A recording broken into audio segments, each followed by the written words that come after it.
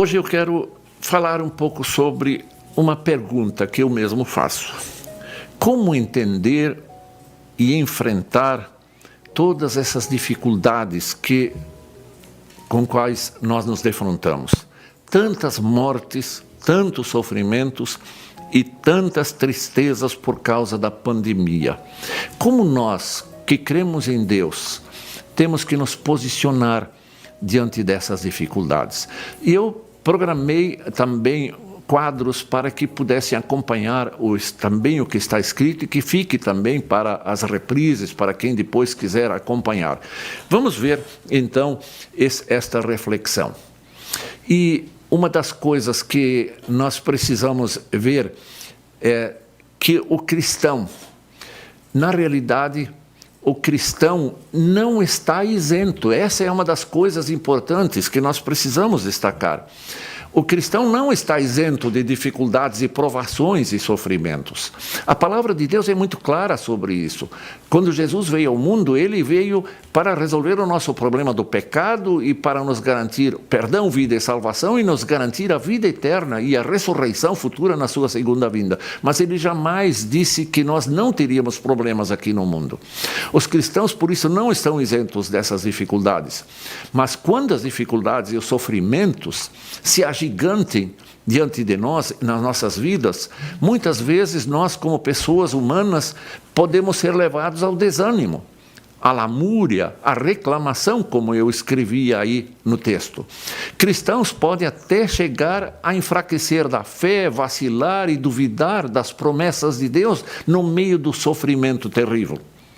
E é comum que nessas situações o louvor e o agradecimento a Deus pela vida, salvação, pela providência divina, não são mais tão frequentes na nossa vida como Deus gostaria que nós louvássemos a Ele por tudo que Ele faz por nós. Mas nessas horas é necessário lembrar das palavras de Tiago. Ele escreveu aos leitores que estavam passando por provações muito fortes. E lembrou também de provações que virão mais adiante. Ele escreveu assim: meus irmãos, tende por motivo de toda alegria o passardes por várias provações, sabendo que a provação da vossa fé, uma vez confirmada, produz perseverança.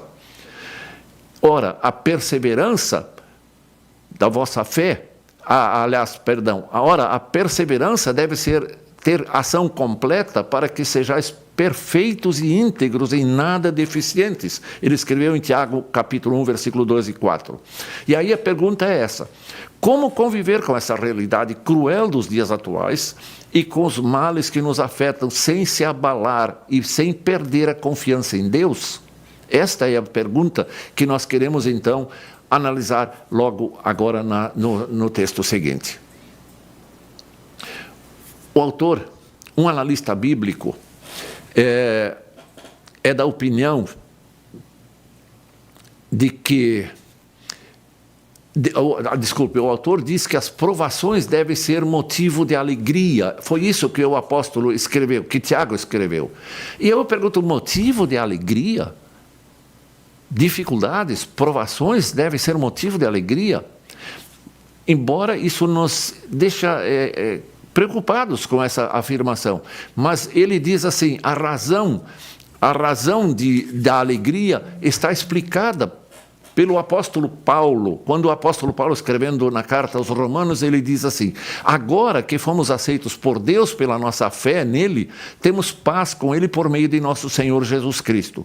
Foi Cristo quem nos deu, por meio da nossa fé, esta vida na graça de Deus. E agora continuamos firmes nessa graça e nos alegramos na esperança de participar da glória de Deus. E também nos alegramos nos sofrimentos, pois sabemos que os sofrimentos produzem a paciência traz a aprovação de Deus, e essa aprovação cria a esperança. E essa esperança não nos deixa decepcionados, pois Deus derramou seu amor no nosso coração por meio do Espírito Santo, que Ele nos deu. Romanos capítulo 5, versículos 1 a 5. Seguindo, nós vamos passar então a ver o texto seguinte. Um analista bíblico é da opinião de que Tiago, ao escrever a perseverança deve ter ação completa para que sejais perfeitos e íntegros e nada deficientes, ele está estimulando os cristãos a crescerem em direção ao amadurecimento da vida cristã. Isso significa que Deus permite que os seus filhos passem pelo processo de provações com o objetivo de que cresçam e amadureçam na vida cristã, vida de coerência entre fé e vida. É por isso que Tiago escreve no início da carta: tende por motivo de toda alegria o passardes por várias provações, sabendo que a provação da vossa fé, uma vez confirmada, produz perseverança. Tiago 1, versículo 2 e 3. Não é fácil aceitar e viver tranquilamente nesse tempo da pandemia, que causa tantas mortes e sofrimentos.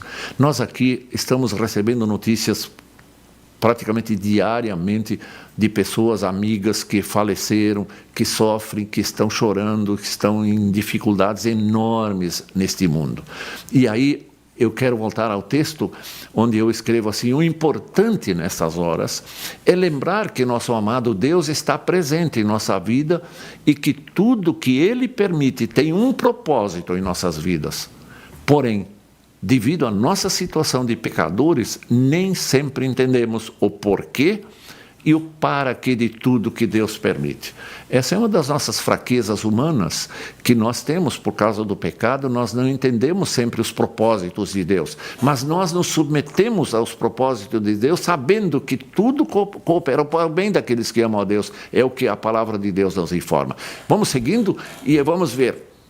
Mas uma coisa nos conforta e fortalece: é a certeza de que Deus nos ama a tal ponto que entregou seu Filho Jesus Cristo para sofrer a terrível morte em nosso lugar, adquirindo para nós o perdão, a vida e salvação. E pelo seu amor conduz tudo para o nosso bem. A palavra de Deus afirma: todas as coisas cooperam para o bem daqueles que amam a Deus. Vejam a ênfase: todas as coisas. Não só os momentos bons, as coisas que nós gostamos, mas também os momentos difíceis. Também esses cooperam para o bem daqueles que amam a Deus. Podemos não entender os propósitos de Deus em nossa vida, mas não podemos duvidar do seu amor e de todas as promessas que Ele fez para nós. Ele é fiel. O melhor bem da vida ainda está por vir, que é a herança da vida eterna por graça de Jesus Cristo. Concluo com as inspiradoras palavras do apóstolo Pedro, que escreveu um recado muito confortante aos cristãos daquela época que eram perseguidos, dispersos por vários países naquele tempo. Esse texto é maravilhoso para nós e nos consola, nos conforta e nos dá forças. Ele diz assim: louvemos ao Deus e Pai de nosso Senhor Jesus Cristo por causa da sua grande misericórdia. Ele nos deu uma vida pela ressurreição de Jesus Cristo. Por isso, o nosso coração está cheio de uma esperança viva. Assim, esperamos possuir as ricas bênçãos que Deus guarda para o seu povo. Ele as guarda no céu, onde elas não perdem o valor e não podem se estragar nem ser destruídas. Estas bênçãos são para vocês, que por meio da fé são guardados pelo poder de Deus para a salvação que está pronta para ser revelada no fim dos tempos. Alegrem-se por isso, se bem que agora é possível que vocês fiquem tristes por algum tempo. E eu faço um parêntese: de fato, nós ficamos muitas vezes tristes com tantos problemas, tanta morte, por causa, diz ele, por causa dos muitos tipos de provações que vocês estão sofrendo. Essas provações são para mostrar que a fé que vocês têm é verdadeira, pois até o ouro que pode ser destruído é provado pelo fogo. Da mesma maneira, a fé que vocês têm, que vale muito mais do que o ouro, precisa ser provada para que continuem firmes. E assim vocês receberão a aprovação, glória e honra no dia em que Jesus Cristo for revelado. 1 Pedro capítulo 1, versículo 3 a 7. E aí eu concluo dizendo assim: que coisa maravilhosa quando um dia nós, depois de passar por esse vale de sombra da morte, como diz o salmista no Salmo 23, nós vamos estar de repente na presença do Deus maravilhoso que nos guarda a glória, o bem-estar perfeito, a perfeição nos céus junto do nosso Deus Salvador.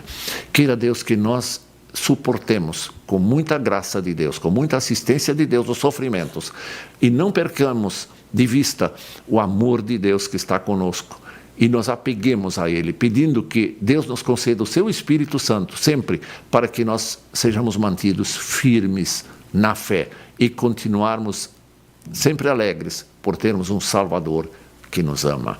Ele veio e nós nessa semana que vem estamos indo em direção à Sexta-feira Santa e à Páscoa. A essa história nos lembra esse grande amor onde Ele sofreu por nós para nos dar vida, perdão e salvação. Que Deus esteja com todos, hoje e sempre.